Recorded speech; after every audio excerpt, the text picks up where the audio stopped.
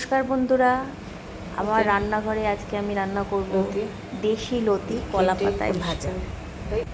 তো দেশি লতিগুলোকে ছোট ছোট করে কেটে নিয়েছি, কেটে পরিষ্কার করে ধুয়ে নিয়েছি। এবার নিয়ে নিয়েছি দুটো শুকনো লঙ্কা, 2 কোয়া রসুন, কাঁচা লঙ্কা, নারকেল, আর নিয়ে নিয়েছি এখানে জিরে, সর্ষে আর চিংড়ি মাছ ছোটো ছোটো করে। এবার লতিগুলোকে একটা বাটিতে নিয়ে আমি এখানে দিচ্ছি 1 চামচ নুন, দিচ্ছি 1 চামচ হলুদ গুঁড়ো, দিচ্ছি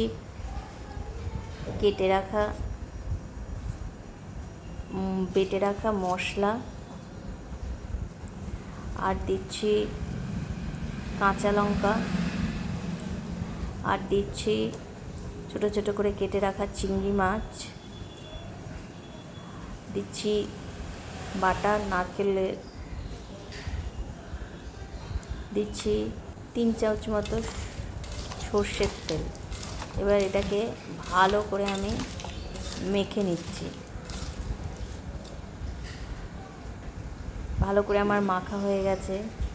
এবার আমি যে কলা পাতাগুলো কেটে ধুয়ে পরিষ্কার করে নিয়েছিলাম, সেই কলা পাতাগুলোতে আমি অল্প একটু সর্ষের তেল লাগাবো।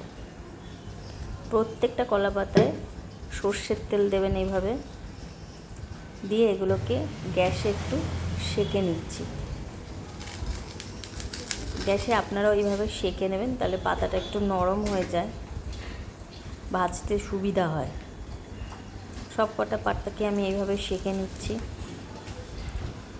এইবার গ্যাসের মধ্যে আমি চাটু বসিয়ে সেঁকা পাতাগুলো ওপরে কলা পাতাগুলো দিয়ে দিচ্ছি।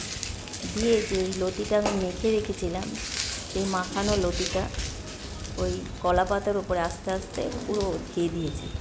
ওপর থেকে আবার একটা কলপাতা দিয়ে, তেল মাখানো কলা পাতা দিয়ে এটাকে ঢেকে দিচ্ছি। এটা মিনিট 5 মতো এইভাবে থাকবে। একটু খুলে দেখবে যে সেদ্ধটা হচ্ছে কি না।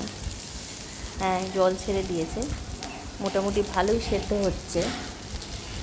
এটাকে আমি আবার কিছুক্ষণের জন্য এই কলা পাতা দিয়েই আবার ঢেকে রাখব। ঢেকে রাখলে সেদ্ধটা ভালো হয়। আবার ঢেকে দিয়েছি। এবার এটাকে আমি উল্টে দিয়েছি। এক পিঠ হয়ে গেছে, উল্টে দিয়েছি। দেখেছেন ওটা কি সুন্দর ভেজে গেছে, লাল লাল হয়ে। এবার পরের পিঠটাকেও আমি একইভাবে ভেজে নিচ্ছি। 2 পিঠ আমার সুন্দরভাবে ভাজা হয়ে গেছে। গন্ধ দারুণ বেরিয়েছে, খেতেও দারুণ হয়েছে। তো আমার এই কলা পাতায় লতি ভাজা, এটা যদি ভালো লেগে থাকে লাইক করবেন, শেয়ার করবেন, সাবস্ক্রাইব করবেন।